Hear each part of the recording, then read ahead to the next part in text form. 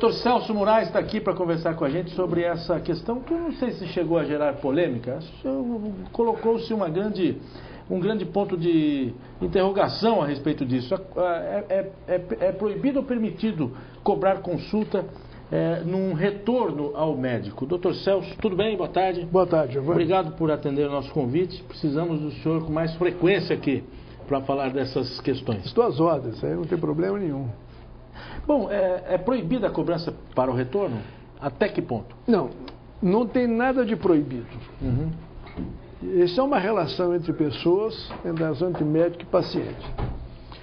O que aconteceu foi que as operadoras, quando elas entraram no mercado de saúde, que a gente chama na saúde, entraram no mercado da doença, elas começaram a impor restrições para que pudesse diminuir seus custos. E começou a aparecer essa restrição de não pagar uma consulta com intervalo menor que 30 dias. E isso se espalhou de um jeito tal que tornou um consultório médico hoje totalmente insustentável. E o Conselho Federal de Medicina, em muito boa hora, decidiu que quem decide o que é retorno de consulta é o médico. E que nenhuma instituição pode definir quanto e quando que você vai cobrar de um paciente. Na realidade, eles entraram nessa discussão exatamente porque são eles que pagam. Agora, transferir o custo dele, a necessidade de redução de custo dele para o consultório médico, isso ele prejudica, inclusive, a relação médico-paciente. Ele constrange o paciente, que sabe que está indo lá, às vezes,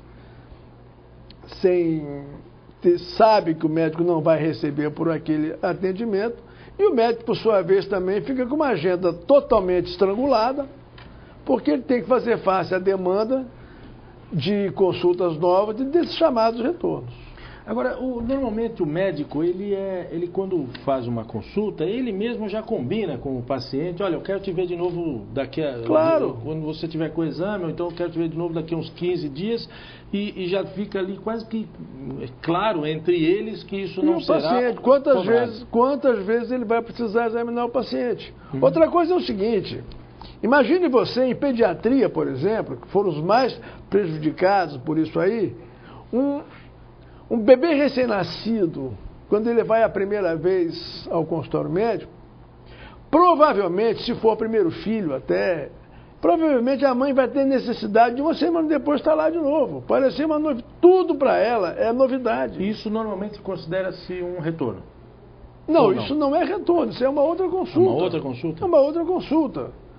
Porque você não tem negócio de retorno. O que é retorno? Retorno é o seguinte: quando você faz uma consulta médica, primeiro, você colhe os dados do paciente. Você examina os pacientes. Dependendo do caso, você pede determinados exames, complementares no caso.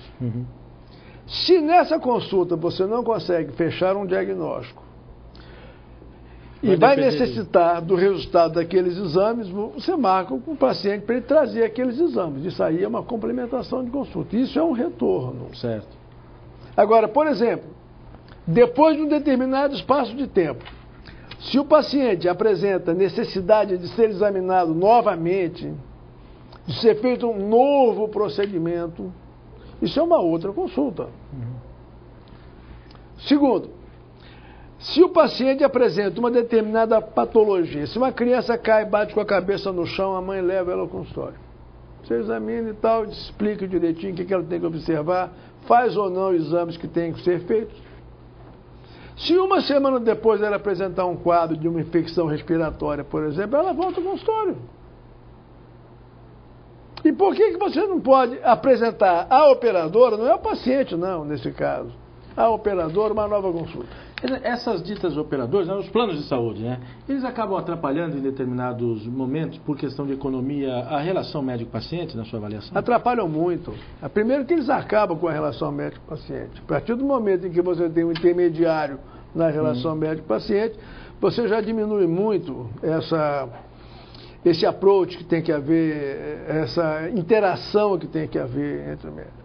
Porque nem sempre o paciente escolhe o médico que ele quer. Ele escolhe o médico que tem no plano de saúde dele. Então ele vai ao médico que ele não conhece, que ele não confia às vezes, que ele não tem aquela relação de confiança que tem que haver.